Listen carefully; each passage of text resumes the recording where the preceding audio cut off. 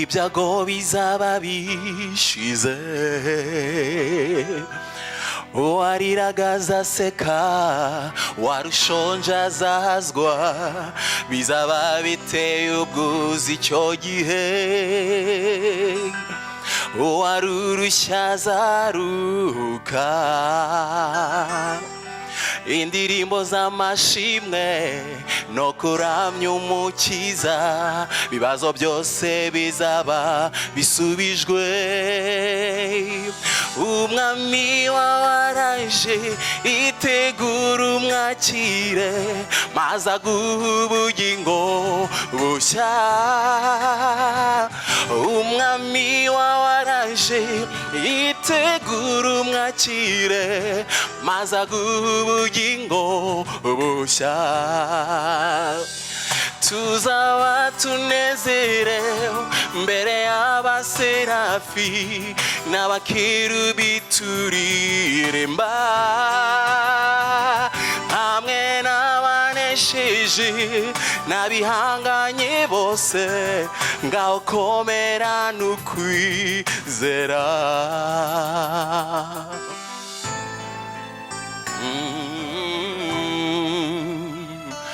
mwami wanjye ngwino unyijyanire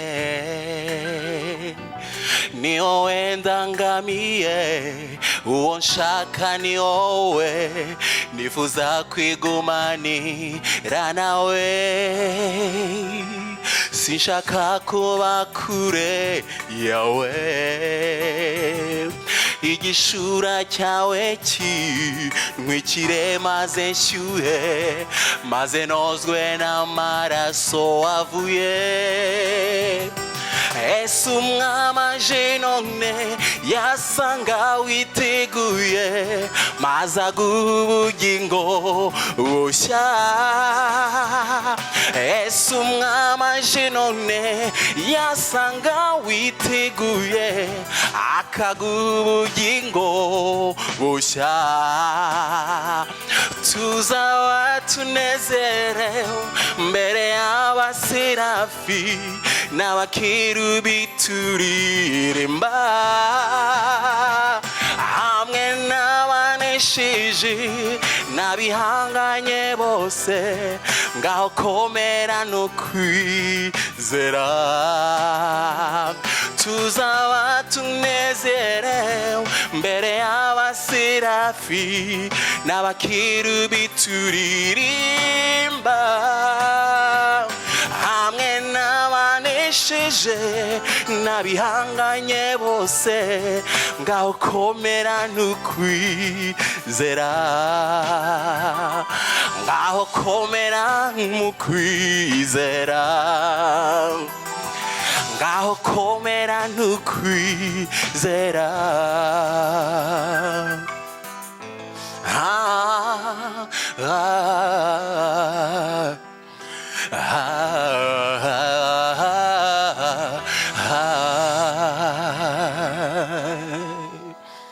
Amen. Bonjour à tous. Mwaramutse mwese. Bon sabbat à tout le monde. Kandi isabato nziza kuri buri wese. Merci à notre sœur en Jésus-Christ et notre fille humainement par là, Élise, pour la belle lecture qu'elle vient de nous faire. Yakoze mushiki wacu kandi akaba n'umwana wacu Elise ku bw'isomo ryiza amaze kudusomera. Merci à Gérald aussi pour le chant qu'il vient de nous interpréter. Yakoze n'umuvandimwe Gerard ku ndirimbo nziza amaze kuririmbira Imana. On dirait que en préparant ce chant, on était en communication, mais il est vrai que quand nous tous nous œuvrons pour le Seigneur, il nous connecte spirituellement de façon que et le chant et la prédication vont ensemble. Umuntu yatekereza ko ategura indirimbo nanjye ntegura amagambo y'uyu munsi twari hamwe ariko n'iby'ukuri koko iyo twese twayobowe na Mwuka Wera ari indirimbo n'ikibwirizwa bibasha kujya umujyo umwe. Il vient de nous projeter dans ce que nous attendons pour l'avenir. amaze kutwereka ibyo dutegereje mu minsi iza. Au moment où moi je vais vous parler des avertissements en vue de nous préparer effectivement dans ce que Gérard vient de nous interpréter dans ce chant. Mu gihe ngiye kubabwira ibijyanye n'imiburo izatuma tubaho aho Gerard amaze kuturangira muri iyi ndirimbo. Prions ensemble. Reka dusenge. Tendre Père éternel, encore une fois nous voici devant toi dans l'humilité pour écouter ce que tu as à nous dire ce matin. Nous nous remettons entre tes mains. Je te confie cette assemblée et je me confie en toi aussi, en fait que ça ne soit pas moi qui parle, mais que ce soit toi qui parles à travers moi, Seigneur. Amen. Ouvre mon cœur et ouvre le cœur aussi de toutes les personnes ici présentes, en fait que ces moments que nous allons passer ensemble nous soient des moments richement bénis et des moments qui nous préparent à t'accueillir et des moments qui nous préparent, Seigneur, à vivre dans le ciel où nous vivrons ensemble éternellement. Et c'est au nom de Jésus-Christ que je te demande toutes ces grâces. Amen. Amen. C'est toujours un privilège pour pouvoir parler de la part de Dieu. Igihe cyose ni iby'igiciro cyinshi kubasha kuvugira Imana. Ce matin, j'aimerais partager avec vous les avertissements que nous venons d'entendre ou d'écouter, de suivre dans nos Bibles que notre fille Élise nous a lues. Muri kino gitondo ndifuza kuganira namwe ya magambo ajyanye n'imiburo ashingiye mu isomo umuvandimwe na mushiki wacu Élise yadusomeye. Ce sont des versets que vous connaissez presque tous. Ni umurongo cyangwa se n'imirongo hafi ya twese tuzi. Mais la parole de Dieu se renouvelle tout le temps chaque fois qu'on la relit. Ariko ijambo ry'Imana rihora ari rishyashya igihe cyose turisomye. Chaque fois que nous ouvrons la parole de Dieu, igihe cyose tubumbuye ibyanditswe byera, même si on l'a lu 1000 fois ou plus de 1000 fois, niyo twaba twaragize umugisha wo kuryumva inshuro igihumbi, le Saint-Esprit a quelque chose à nous apprendre de nous. Umwuka wera aba afite icyo ashaka kutubwira. Si nous reprenons la lecture des versets que nous a lu Élise, niba tugarutse ku magambo ashingiye ku mirongo Élise yadusomeye, dans la première épître de Pierre, chapitre 4, du verset 7 à 11. mu rwandiko rwa mbere rwa Petero igice cya 4 umurongo wa 7 kugeza umurongo wa 11. 1 Pierre 4, verset 7 à 11. urwandiko rwa mbere rwa Petero igice cya 4 umurongo wa 7 kugeza 11. Nous lisons ceci. Handitswe ngo, La fin de toutes choses est proche. Soyez donc sages et sobres pour vaquer à la prière. Avant tout, ayez les uns pour les autres une ardente charité, car la charité couvre une multitude de péchés. Exercez l'hospitalité les uns envers les autres sans murmure. Comme de bons dispensateurs de diverses grâces de Dieu, que chacun de vous mette au service des autres le don qu'il a reçu. Si quelqu'un parle, que ce soit comme annoncer les oracles de Dieu. Si quelqu'un remplit un ministère, qu'il le remplisse selon la force que Dieu communique, afin qu'en toute chose, Dieu soit glorifié par Jésus-Christ, à qui appartiennent la gloire et la puissance au siècle des siècles. Amen. amen. Iherezo rya byose riri bugufi, nuko mugira ubwenge, mwirinde ibisindisha, mubone uko mugira umwete wo gusenga. Ariko ikiruta byose mukundana urukundo rwinshi, kuko urukundo rutwikira ibyaha byinshi. Mucumbikirane mutitotomba, kandi nk'uko umuntu yahawe impano aba ariko muzigaburirana, nk'uko bikwiriye ibisonga byiza by'ubuntu bw'Imana by'uburyo bwinshi. Umuntu navuga avuge nk'ubwirijwe n'Imana, nagabura ibyayo abigabure nk'ufite imbaraga Imana itanga, kugira ngo Imana ihimbazwe muri byose ku bwa Yesu Kristo nyiricyubahiro n'ubutware iteka ryose. Amen. Comme vous le remarquez, ces paroles ont été écrites par l'apôtre Pierre. Nk'uko mubibona aya magambo yanditswe na Petero. Inutile de vous rappeler qu'il a été l'un des premiers disciples de Jésus. Ntabwo bihagije kubibutsa ko yabaye umwe mu bigishwa ba Yesu. Et en rédigeant ces paroles, Kandi ubwo yandikaga aya magambo il était conduit par le Saint-Esprit. yarayahawe na Mwuka Wera. Il les adressait aux chrétiens de son époque. Yarayahaye cyangwa se yaragenewe abakristo abizera bo mu gihe cye, Mais en même temps, il nous les adressait aussi. kandi natwe niko anatureba uyu munsi. Et il les adresse aussi aux chrétiens dans le futur qui vivront avant que Jésus revienne. Kandi aya magambo akaba yaragenewe nanone abakristo bo mu bihe bizabanziriza kugaruka kwa Yesu. Il fait un constat Yabonye ko et puis il nous rappelle noneho agambirira cyangwa se afata umwanya wo kutwibutsa, et puis il nous met en garde. noneho aratwihanangiririza. Comme nous le voyons ensemble au verset 7, Nk'uko tubibona ku murongo wa 7, Pierre souligne, rappelle et avertit que la fin de toutes les choses est proche. aha Petero ariho araburira kandi akamenyesha kandi akibutsa ko iherezo rya byose riri bugufi. S'il parle de la fin de toutes choses, Niyo avuze iherezo ry'ikintu icyo ari cyo cyose, c'est en vue du retour de Jésus-Christ qui mettra fin à son monde. yavuga abavuze kugaruka kwa Yesu kuzashyira iherezo ibintu byose. Il est à souligner également que Pierre, quand il parle ici, il ne parle pas de lui-même. Birumvikana ko ubwo Petero yavugaga aya magambo atibwiraga, C'est Jésus qui parlait à travers lui. atavugaga we ubwe, ahubwo ari Yesu wavugiraga muri we. Alors, s'il nous avertit de la sorte, il sait de quoi il parle. Ni nayo mpamvu ubwo atuburira muri ubu buryo azi neza iby'uyu muburo.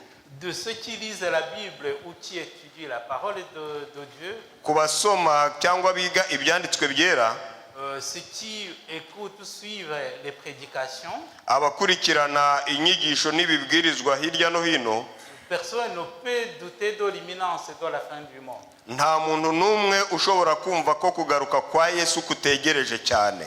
Les signes que Jésus lui-même a annoncés à ses disciples ou à nous tous dans Matthieu 24 sont là. Ibimenyetso Yesu Kristo yavuze bizaranga iminsi iheruka, iminsi ibanziriza kuza kwe muri Matayo 24 turabibona byose. On ne veut pas lire le passage puisque je ne suis pas ici pour parler des signes de la fin du monde. Ntabwo turi busome iryo somo kubera ko nari hano kugira ngo tuvuge iby'ibimenyetso by'iminsi iminsi iheruka. Mais n'empêche que vous-même, arrivé à la maison, vous puissiez relire le passage. Ariko ntibibujije ko mugeze mu rugo mushobora gusoma iki gice cya Matayo 24 Pour mieux comprendre les temps dans lesquels nous sommes. kugira ngo tubashe kumva igihe dusohoyemo icyo ari cyo. Paul a parlé aussi de la situation des temps de la fin. Pawulo nawe yavuze uko bizaba bimeze mu minsi y'imperuka. Dans son épître, dans sa deuxième épître à Timothée, Mu rwandiko rwa kabiri yandikiye Timoteyo, chapitre 3, les 9 premiers versets. ku gice cya 3 mirongo 9 ibanza. Des prophètes de la Bible conduits par le Saint-Esprit ont annoncé ces signes aussi de la fin du monde. Abahanuzi batandukanye bo mu byanditswe byera nabo bavuze batunze urutoki iki kintu cyo cy'iherezo ry'amateka y'isi.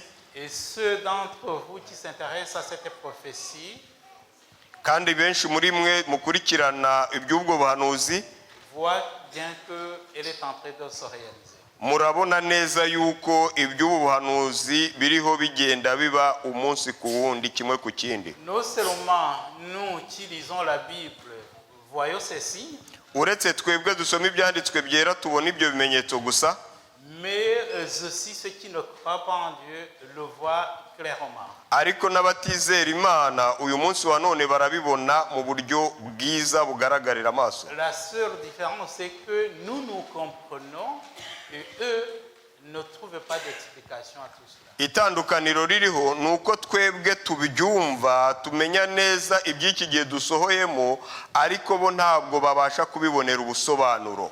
On peut dire que c'est l'impasse dans tous les domaines.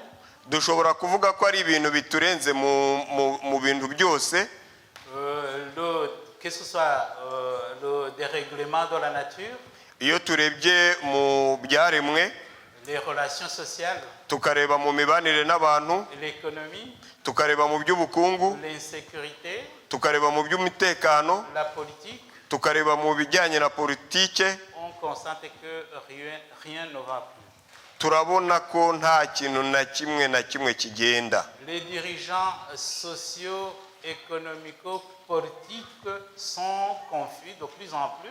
Abayobozi bayoboye isi mu by'imibanire, mu by'imibereho, mu by'ubutunzi ndetse na politike baracanganyikirwa buri munsi. On voit qu'ils essaient de chercher des mesures impossibles Baragerageza gushaka ibisubizo, ariko n'ibisubizo bitagize icyo bimaze, pour rassurer la population. kugira ngo bahe ituze abo bayobora, Mais c'est toujours en vain. ariko ntacyo bageraho. Puisque le risque du chaos total est très flagrant. Kubera ko ingorane yabyo ni ingorane ikomeye cyane, La situation va toujours de mal en pis. iko ibihe bigenda bisimburana niko bigenda birushaho kuba bibi. Parallèlement, certains insouciants ndetse iyo ubibangikanije no ku batagize icyo bibwira cyangwa se bitagize icyo bibabwiye, pour eux, kuri bo la vie est belle. ubuzima ni bwiza, ubuzima buraryoshye. Le progrès toujours croissant de la technologie leur facilite les choses. Barabona ko iterambere rijyanye n'ikoranabuhanga ribafasha kugera ku bintu byinshi. Ils s'amusent dans tous les sens. Bakora ibishoboka byose kugira ngo mu buryo bwose kugira ngo babashe kumva ko babayeho badatekereza, Comme s'ils suivaient le principe mangeons, buvons, car demain nous mourrons. nk'aho bakurikiye ihame rivuga ngo reka turye tunywe kuko ejo twese tuzapfa. Après tout ce constant, Ibyo byose iyo tubirebye, Pierre nous rappelle que nous ne sommes pas de ceux-là qui vivent comme voleurs sans. atubwira neza yuko tutameze nk'abo babaho uko bashaka, uko bibwira. Rappelons-nous qu'il s'adressait aux chrétiens ou aux personnes qui ont accepté Jésus-Christ comme sauveur et comme leur Seigneur.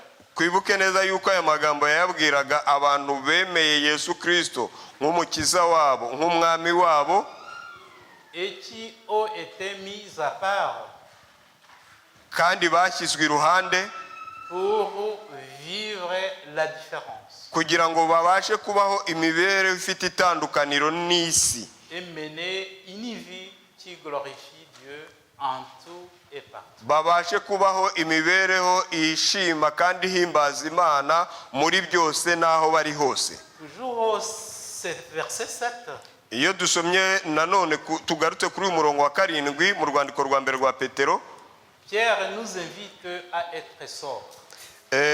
Petero nanone atubwira ko dukwiye kwirinda ibisindisha. Normalement, ce mot sobre ou sobriété, Mu by'ukuri iri jambo ibisindisha c'est pour la tempérance dans le boire et le manger. n'ibijyanye no kwirinda mu bijyanye n'imirire n'iminywere. Mais ça peut concerner aussi tout notre comportement ou toute notre façon de vivre en général en tant que chrétien. Ariko bishobora nanone cyangwa se bijyana nanone cyane ku bijyana n'imibereho yacu, ku bijyana n'uburyo tubaho nk'abakristo. Ça peut s'appliquer en ce qui concerne nos paroles, Bishobora kujyana n'ibyo dushobora gusanga mu magambo yacu, nos pensées, mu ntekerezo zacu, nos désirs ibyo twifuza et ainsi de suite. ndetse n'ibindi n'ibindi. Nous devons mener une vie modérée et équilibrée, Tugomba kubaho imibereho myiza iringaniye, sans nous laisser distraire ni être emportés par les choses de ce monde. tudasamariye gukururwa n'ibintu bidafite umumaro by'iyi si. Il nous invite également à être sages, Kandi Petero nanone adusaba ko dukwiye kuba abantu bitonda. Ici, il n'est pas question d'une sagesse humaine, Ntabwo aha kuba abantu bitonda cyangwa se gusa kuba abantu bafite ubwenge ari ubwenge bw'isi, ou une sagesse à nos propres yeux, cyangwa se ubwenge bujyanye n'ibyo tubonesha amaso mu ndoro ya muntu. mais ce n'est pas une sagesse qui dépend du niveau intellectuel ou de l'âge, Ntabwo ari ubwenge bujyanye n'ibyo twiga mu mashuri cyangwa se umuntu ashobora kugira kubera ko amaze imyaka myinshi ku isi, ni aux richesses terrestres, cyangwa se ubukungu uko yifashe mu bijyanye n'ubukungu bw'isi. mais Ariko il s'agit de la sagesse qui vient de Dieu, ni bijyanye n'ubwenge buvuye ku Mana, celle qui consiste à se laisser guider par l'Esprit Saint kandi bujyanye no kwemera umwuka wera akaba ari ukuyobora en plénitude et en permanence. igihe cyose kandi mu buryo bwuzuye. L'apôtre Paul a abondé dans le même sens. Pawulo nawe yabivuze mu bundi buryo avuga kuri aya magambo Dans son épître aux Éphésiens, chapitre 5, aho yabivuze mu rwandiko yandikiye Abefeso ku gice cya 5 du verset 5, plutôt 15 à 17, ku murongo wa 17 ndetse wa 15 kugeza 17, où il nous met en garde de ne pas nous conduire comme des insensés, aho atubwira ko tudakwiye kugenda nk'abantu batagira ubwenge, mais que nous devons nous conduire comme des sages, ahubwo ko dukwiye kugenda nk'abafite ubwenge, en rachetant le temps, tucunguza uburyo umwete, car les jours sont mauvais. kubera ko iminsi duhagazemo ari iminsi mibi. Lisons ensemble ce passage pour comprendre ou saisir la teneur de ce message. Reka dusomere hamwe ayo magambo kugira ngo tubashe kuyumva neza. Donc c'est dans Éphésiens 5, versets 15 à 17. Ni Abefeso igice cya 5 umurongo wa 15 kugeza 17. Il nous dit, Handitswe ngo prenez garde de vous conduire avec circonspection, non comme des insensés, mais comme des sages. Rachetez le temps, car les jours sont mauvais. C'est pourquoi ne soyez pas inconsidérés, mais comprenez quelle est la volonté du Seigneur. nuko mwirinde cyane uko mugenda mutagenda nk'abatagira ubwenge, ahubwo mugende nk'abanyabwenge, mucunguze uburyo umwete kuko iminsi ari mibi. Nuko ntimukabe abapfu, ahubwo mumenye icyo umwami wacu ashaka. L'apôtre Pierre nous souligne tout cela.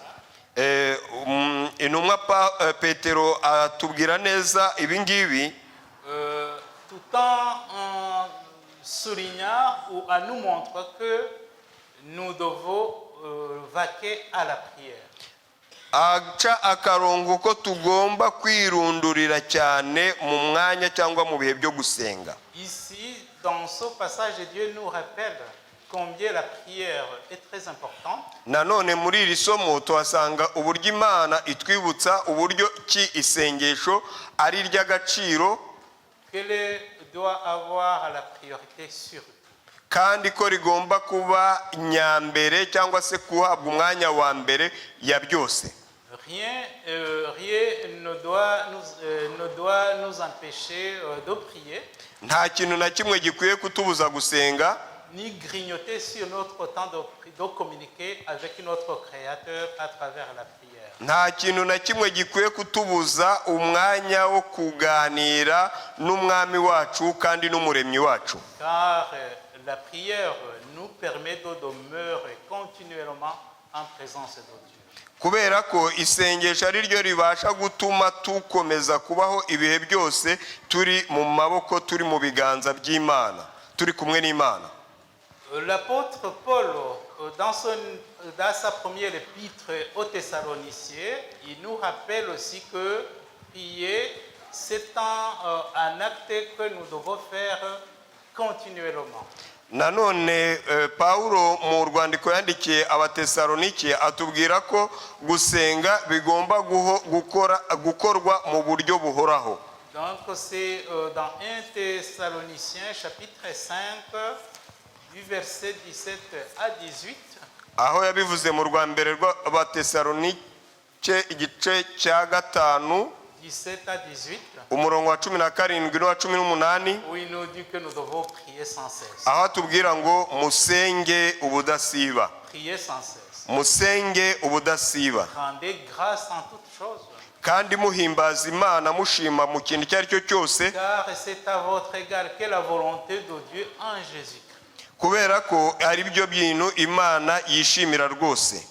Jésus l'a souligné aussi, Yesu nawe yabigarutseho après avoir prévenu ses disciples sur les événements qui précéderont la destruction de Jérusalem. ubwo yari amaze kubwira abigishwa be ibizabanziriza isenyuka rya Yerusalemu, Et des événements qui vont marquer la fin du monde. ndetse akavuga n'ibintu bizaranga iherezo ry'isi.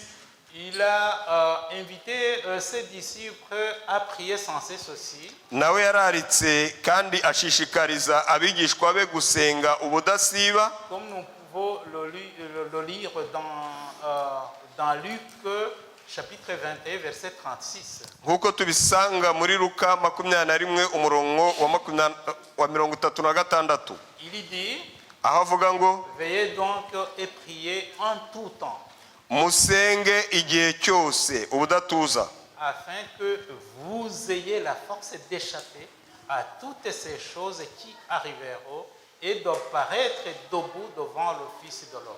kugira ngo mubashe kugira imbaraga izatuma muhagarara imbere y'umwana w'Imana.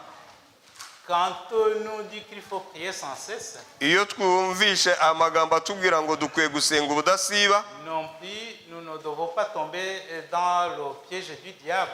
nabwo bituma dukwiye kwirinda kutagwa mu mutego w'umwanzi Qui nous pousse à penser que vainqueur à la prière, utuma twumva ko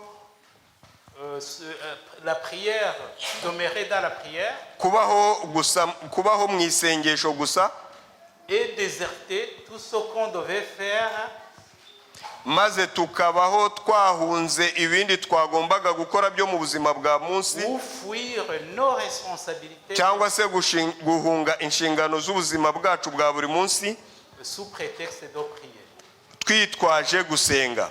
Bien qu'il soit vrai et important d'avoir des moments fréquents et intenses de prière. Nubwo ari byiza kugira ibihe bihoraho kandi byo gusenga, Mais il faut comprendre que cette exhortation, ariko dukwiye kumva ko uyu muburo il faut comprendre que cette exhortation vise à prier partout où nous sommes. uyu muburo utujyana ku gusenga aho turi hose. Nous devons prier en train de travailler devant l'ordinateur par exemple. Dushobora gusenga turimo dukora turi imbere mu biro imbere y'imashini ordinateur. Prier en train de conduire une voiture. Dushobora gusenga dutwaye imodokari. Ou quand on est en train de cuisiner ou faire la vaisselle. Dushobora gusenga turimo duteka dutegura amafunguro cyangwa se turimo twoza ibyombo. prier, en train d'étudier pour les jeunes. dushobora gusenga turimo twiga abasore bacu babyumve. Prier tout le temps, Gusenga igihe cyose c'est-à-dire être connecté continuellement avec le Saint-Esprit. bisobanura igihe cyose kuba uri mu musabano na Mwuka Wera igihe cyose. Au verset 8 du passage qu'on a lu ou qu'on nous a lu, Noneho ku murongo wa 7 w'isomo badusomeye, il y a un mais, un grand mais. hari ijambo rivuga ngo ariko ndetse ni ijambo ariko ritsindagiye. Mais avant tout, Mbere ya byose, ariko ikiruta ibindi byose, ayez les uns pour les autres un amour ardent. mukundane urukundo rwinshi. C'est-à-dire Bivuze ngo l'amour qui brûle, ni urukundo rutwika, rwotsa, qui est très fort. ni urukundo rwinshi, L'amour inconditionnel, ni urukundo rutagira ikigombero, l'amour franc, ni urukundo nyarwo, désintéressé, ni urukundo rutagira impamvu n'igisobanuro, et dont les effets sont visibles même dans de petites choses. kandi noneho ibyarwo tukaba tubibona no mu tuntu dutoya cyane. Il est très difficile d'expliquer l'amour en parole, Ntabwo byoroshye kuba umuntu ashobora gusobanura urukundo mu magambo, mais par contre, il est facile à le démontrer dans les actes. ariko kandi ikinyuranyo cy'ibyo ni uko byoroshye cyane kuba umuntu ashobora kwerekana urukundo binyuze mu bikorwa. L'amour authentique s'exprime plus en acte qu'en parole. Urukundo nyarwo rusobanurwa mu bikorwa kuruta mu magambo. C'est cet amour que nous recommande l'apôtre Paul dans sa première épître aux Corinthiens. Ni rwo rukundo Pawulo nanone aturarikira kugira mu rwandiko yandikiye Abakorino, rwa mbere yandikiye Abakorino, 1 Corinthiens chapitre 13. mu gice cya 13. Même si nous nous limitons, bien que tout le chapitre parle dans le sens d'un amour authentique, Nubwo iki gice cyose kivuga ku rukundo nyarwo, limitons-nous sur les versets 4 à 7. reka twibande cyane ku mirongo ya 4 kugeza ku umurongo wa 7, Où il décrit l'amour comme ça. aho avuga urukundo mu ubu buryo. Voilà, il explique l'amour, mais il nous parle des caractéristiques d'un vrai amour. Aha aratubwira urukundo, ariko ari kutubwira ibiranga urukundo nyarwo. L'amour est patient, il écrit, Aravuga neza yuko urukundo rwihangana, il est plein de bonté. rwuzuye kugira neza kwinshi, L'amour n'est point envieux. urukundo rudafite icyo rushingiyeho, L'amour ne se vante point. urukundo rutirarira, Il ne s'enfle point d'orgueil. urukundo rutagira kwishyira hejuru, Il ne fait rien de malhonnêteté. urukundo rutagira ikibi rukorera abandi, Il ne cherche point son intérêt. urukundo rudashaka ibyarwo, Il ne s'irrite point. urukundo S'irriter. urukundo rutarakara, Et puis, il ne soupçonne point le mal. urukundo rutareba ikibi mu muntu, Il ne se réjouit point de l'injustice. kandi rutishimira ubutabera bupfuye, Mais il se réjouit de la vérité. ahubwo rwishimira ukuri. Il continue en disant que l'amour excuse tout. Akomeza avuga ko urukundo rubabarira byose, Il croit tout rwizera byose, et il supporte tout.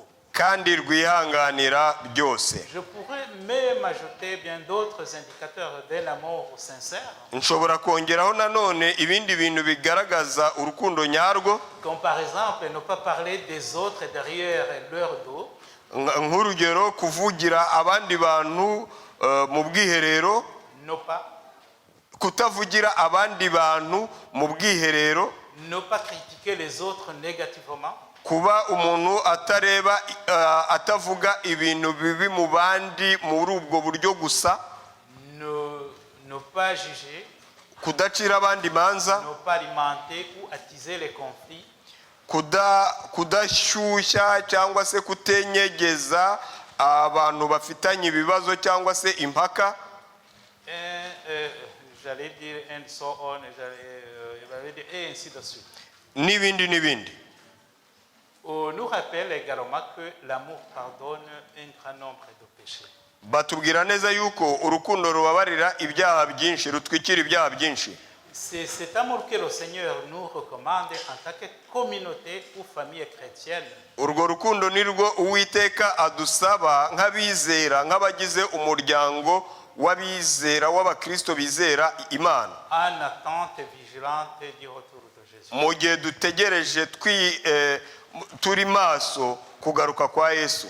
On a beau être sobre et sage, Twabonye uburyo ki tugomba kwirinda ibisindisha kandi tukaba abanyabwenge, mais sans amour, tous nos efforts sont vains. ariko tudafite urukundo ibyo twakora byose nta kavuro, nta kamaro. Au verset 9, Pierre continue. Ku murongo wa 9 Petero arakomeza, Il nous invite à exercer l'hospitalité les uns envers les autres sans murmure. aratubwira ati mucumbikire abandi bantu mutivovota, Sans murmure. mutitotomba cyangwa mutivovota. L'hospitalité, c'est le fait de pouvoir accueillir quelqu'un chez soi. Gucumbikira ni kubasha kwakira umuntu iwawe. Encore une fois, je rappelle que Pierre s'adressait à la communauté chrétienne. Nanone kandi ndabibutsa ko Petero yariho abwira yibutsa abagize itorero ry'Imana, abantu bemera Kristo, À qui il rappelle le comportement ou l'attitude qu'ils doivent avoir les uns envers les autres. aho ababwira ibikwiye kubaranga mu nyifato yabo, abaho abibutsa uburyo bakwiye kwitwara imbere ya bagenzi babo. Ils ont le devoir de s'accueillir mutuellement dans la mesure du possible. Bafite inshingano yo kwakirana, yo gucumbikirana mu buryo bwose bushoboka. L'hospitalité ne consiste pas seulement à accueillir ou à loger quelqu'un chez soi, Gucumbikira ntabwo bigarukira gusa ku kwakira no kugira umuntu ucumbikira iwawe. il commence plutôt dans de petites choses. Bitangirira mu tuntu dutoya cyane. Il commence d'abord dans le cœur. Le cœur. Il commence Bitangirira mu mutima pour pouvoir se matérialiser après. kugira ngo bibashe kugaragara nyuma. L'hospitalité commence par de petites choses, comme je le disais. Nk'uko nari maze kubivuga, gucumbikira abantu bigaragarira mu tuntu dutoya, De petites choses mais très significatives. mu tuntu dutoya ariko dufite igisobanuro. Comme un petit bonjour accueillant. Kubwira umuntu waramutse mu buryo bworoshye, Un petit sourire sincère. kumwenyurira ariko mu buryo butagira imbereka, Une attitude positive envers l'autre. kumugiraho inyifato nziza imbere mugenzi wawe, Un approchement fraternel qui attire l'autre. kuba wakifuza gusabana na mugenzi wawe, Pouvoir donner quelque chose kuba wabasha kugira icyo umuha, et bien d'autres choses. ndetse n'ibindi n'ibindi. Mais si je considère l'hospitalité uniquement dans le sens de loger ou d'accueillir quelqu'un chez moi, Ariko ndamutse mfashe gucumbikira abashyitsi nko kwakira ndetse no kugira abantu barara iwanjye gusa, ça serait une mauvaise compréhension du sens du mot. byaba ari ukumva nabi iki cyanditswe. Parce que je ne peux pas loger ou recevoir chez moi quelqu'un à qui je ne peux pas parler. Kubera ko ndashobora kwakira iwanjye cyangwa se ngo ncumbikire iwanjye umuntu ndashobora kugira icyo mvugana nawe, À qui je ne peux pas sourire, umuntu ndashobora kumwenyurira, quelqu'un que je ne peux pas regarder ni approcher. umuntu ndashobora kureba cyangwa ngo mwegere. À l'époque où notre génération était jeune, à l'époque où notre génération, où on était jeune, nous, donc, Mu gihe cya kera, mu gihe cy'urungano rwacu tukiri abasore ou avant nous, cyangwa se mbere yacu, l'hospitalité était automatique, même chez les non-croyants, uburyo bwo kwakirana byabaga ari ibintu byizana no ku batizera Imana parce que c'était un acte humain. kubera ko cyari igikorwa kijyanye n'ubumuntu. Et bien sûr, ici, je me réfère à la culture où j'ai grandi. Aha ndibanda cyane ku muco w'aho nakuriye. Par après, avec l'évolution de la société et les événements qui ont et continuent de secouer le monde entier, uko ibihe byagiye bisimburana hagiye haza ibintu bigenda bituma isi bijegeza isi, qui n'épargne aucun pays, ibyo kandi bikaba ari nta gihugu na kimwe bisimbuka cyangwa bishyira ku ruhande. les choses ont beaucoup changé. Ibintu byinshi byarahindutse. La peur, Ubwoba, la méfiance, kumva uti kwikanga mugenzi wawe, la prudence, kuba uri umuntu umunyamakenga. toutes ces choses se sont installées chez tout le monde, mais même chez les chrétiens. Ibyo bintu byose byaragiye bijya mu bantu bose ndetse bijya no mu bizera, bijya mu bakristo. Ce n'est même pas étonnant, Ntibitangaje, parce que nous sommes effectivement dans le temps de la fête du monde, ntabwo bitangaje kuko turi mu bihe bya nyuma où la Bible nous dit que les gens ont repère des autres. aho ibyanditswe byera bitubwira ko abantu bazaba bafitiye ubwoba bagenzi babo Et égoïste. kandi bikunda birebaho. Nous essayons bien sûr dans notre cadre en tant que chrétiens, turareba nanone twebwe nk'abakristo nous essayons de trouver des justifications, kandi tukagerageza kubibonera igisobanuro, des excuses pour ne pas faire face à nos responsabilités en tant que chrétiens. kuba tushobora kuba twabibonera igisobanuro cyo kuba tutabasha gukorera bagenzi bacu ibyo tukwiye kubakorera nk'abakristo. Même si c'est très difficile actuellement, voire même compliqué, nubwo bikomeye cyane ndetse bikaba bigaragara ko bitoroshye muri iki gihe, demandons à Dieu de nous donner le courage et la possibilité de faire face à cette différence, de faire la différence, pardon. reka dusabe Imana imbaraga yo kutubashisha gukora ikinyuranyo n'umujyo isi idusaba kugenderaho. Mais d'ores et déjà, commençons par ce qui n'est pas compliqué. Ariko iki gihe ni iki, reka dutangirire ku tuntu duto tworoshye tudakomeye, Et de là, noneho binyuze muri utwo tuntu duto Dieu nous aidera à accomplir ce qui nous semble difficile. noneho Imana izadufasha no kuba twabasha gukora ibigaragara ko bidukomereye. Rappelons-nous que nous sommes appelés à être des bénédictions les uns pour les autres. Reka twibukiranye ko tugomba kuba umugisha kuri bagenzi bacu. Quoi que l'on puisse faire avec l'aide de Dieu, uko twakora uko ariko kose dufashijwe n'Imana, faisons-le sans nous plaindre reka tubikore tutitotomba et sans histoire. kandi tutabishyizeho amagambo. Ta main droite ne doit pas savoir ce qu'a donné ta main gauche. Icyo akaboko k'iburyo cyakoze ak'ibumoso ntigakwiye kukimenya. C'est un principe biblique. Iryo ni ihame ry'ibyanditswe byera rya Bibiliya. Au verset 10, ku murongo wa 10, Pierre nous parle de l'utilisation de nos dons. Petero aratubwira uburyo bwo gukoresha impano twahawe. Nous sommes des dispensateurs de diverses grâces de Dieu. Turi abakwiragiza ubuntu bw'Imana butandukanye. Que chacun de vous mette au service des autres le don qu'il a reçu.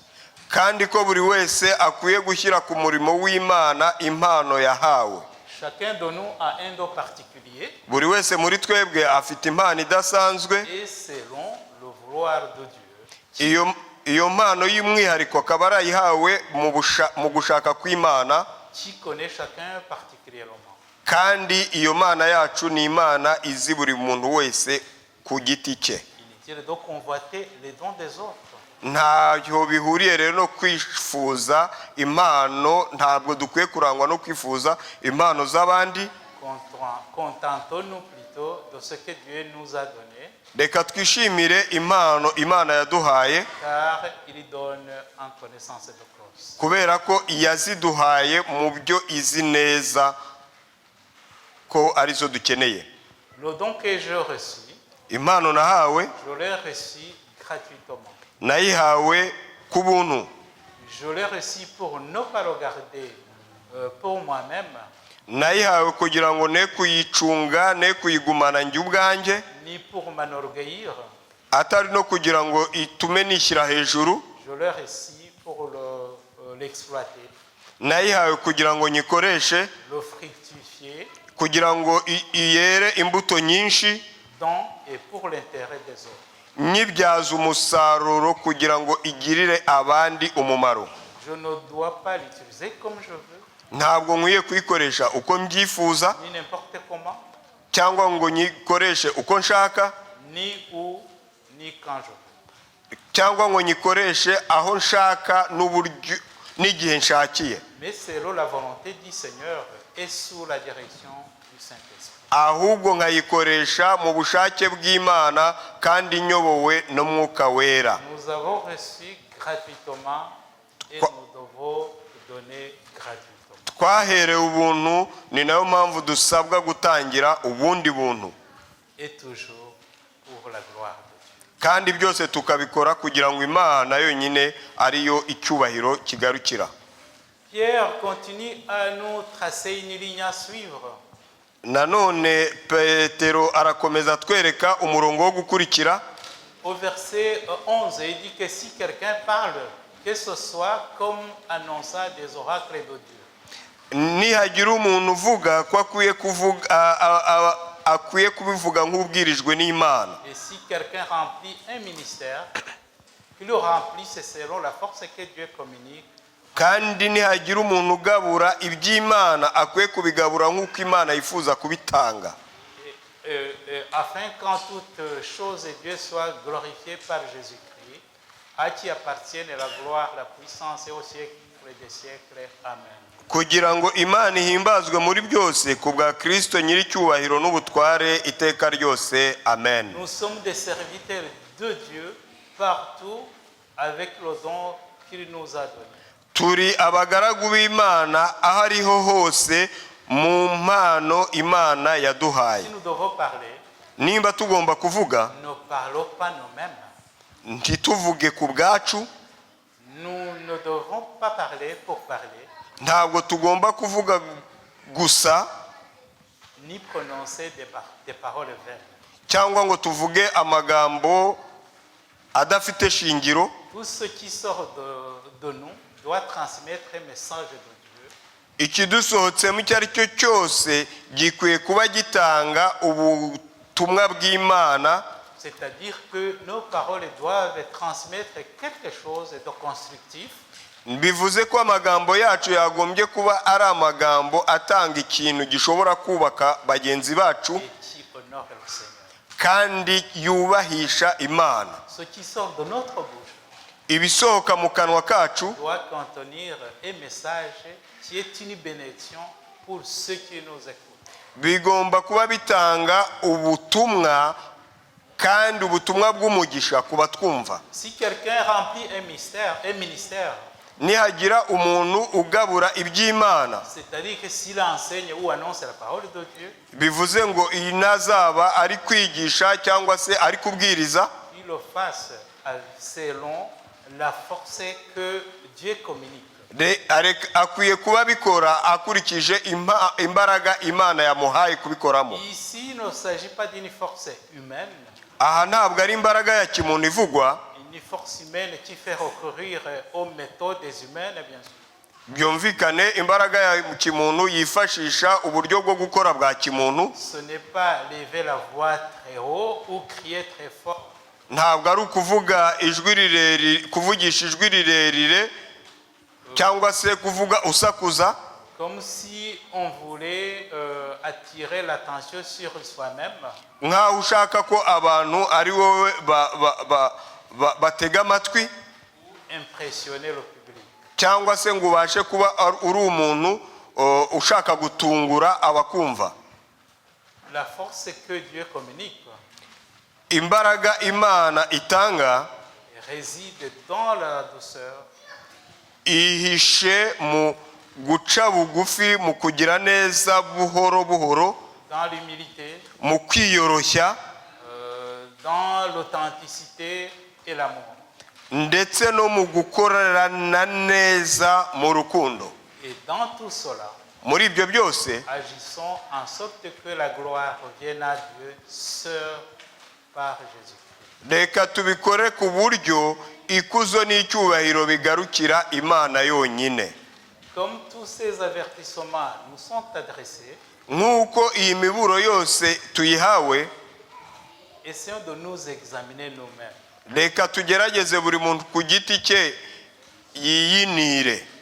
Quand je parle aux autres, Iyo mvugana na mugenzi que wanjye, ce soit à mes connaissances, iyo mvugana n'umuntu tuziranye, que ce soit à des gens que je ne connais pas, iyo mvugana n'umuntu ntazi, en famille, iyo mvuga ndi mu muryango, quand j'agis seul ou en présence des autres, iyo ndimo nkora ngakora ndi njyenyine cyangwa se ngakora ndi kumwe n'abandi, dans mes pensées, mu ntekerezo zanjye, est-ce que je glorifie Dieu mbese mpesha Imana ikuzo, ou je m'approprie l'honneur et la gloire qui devaient revenir à Dieu? cyangwa icyubahiro no guhimbazwa byari bikwiye Imana mbyishyiraho bikaba akumva ko ari njye bikwiye. Est-ce que je reconnais dans tout ce que je vis, dans tout ce que je fais, est-ce que je reconnais que la fin de toutes ces choses est proche? Mbese mu byo mvuga, mbese uburyo mbamo, nzi neza yuko iherezo rya byose riri bugufi?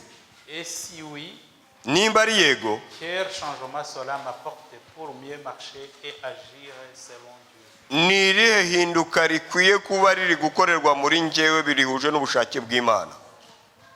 Ce message nous est adressé tous en général et chacun particulièrement. Ubu butumwa buhawe buri muntu, twabuhawe muri rusange, ariko twabuhawe buri muntu wese ku giti cye.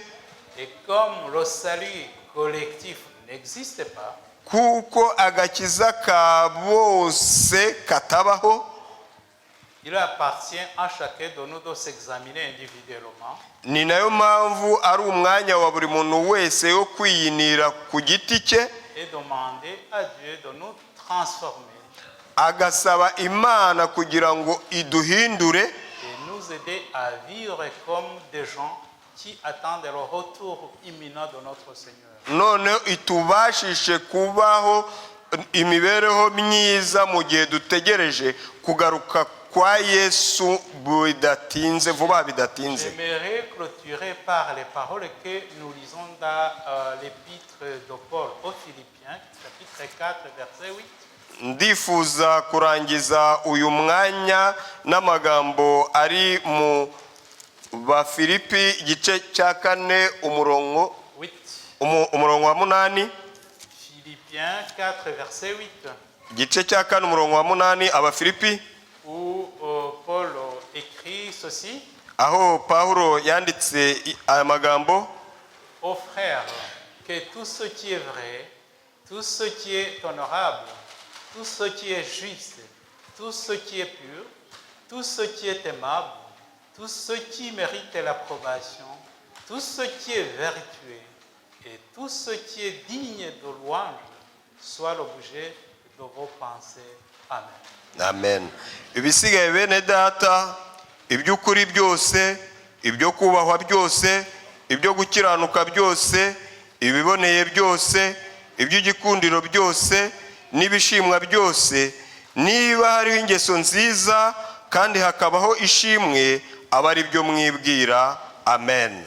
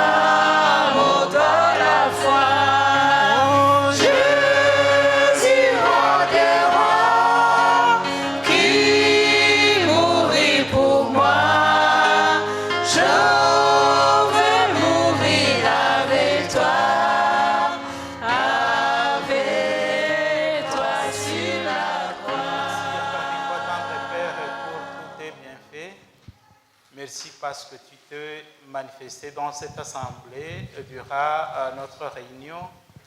Merci pour nous avoir parlé, nous avoir rappelé, nous avoir avertis à travers ta parole. Seigneur, il est vrai que nous constatons que nous vivons le temps extraordinaire, mais ta parole nous précise que ce sont les indicateurs de la fin des temps. Nous vivons dans une société qui évolue et où on voit que ta parole est négligée et que le mal, Seigneur, ne cesse de gagner du terrain. Nous implorons ta présence, Amen. nous implorons ton Amen. pardon, afin que nous puissions marcher jour après jour avec toi Amen. et selon ta volonté, Seigneur. Amen. Seigneur, aide-nous à vivre dans cette société comme des gens qui vont au ciel, comme des gens qui attendent le retour de Jésus, comme des gens qui attendent la vie parfaite éternelle au ciel, Seigneur. Nous, même, nous ne pouvons pas y parvenir, mais avec ton aide, avec ta grâce, Seigneur, par ta grâce, nous pouvons, Seigneur, y arriver. Nous implorons ta présence dans notre vie. Amen. Nous implorons ta direction. Nous implorons ton aide dans tous les sens. Je prie pour toutes les familles ici présentes. Je prie pour toutes les personnes, Seigneur, ici présentes. Et daigne nous bénir tous. Amen. Du plus petit, du plus jeune jusqu'au plus âgé. Seigneur, j'ai une pensée pour les personnes qui souffrent d'une façon ou d'une autre, les malades, ceux qui sont ici, ceux qui ne sont pas parvenus à nous rejoindre dans l'assemblée, soit avec toutes les personnes qui ont besoin de ton aide, et garde-nous, accompagne-nous, Amen. et que ton Saint-Esprit nous anime dans tout ce que nous faisons, et que ta gloire et que la gloire et l'honneur reviennent à toi, et c'est au nom de Jésus que je te demande toutes ces grâces. Amen.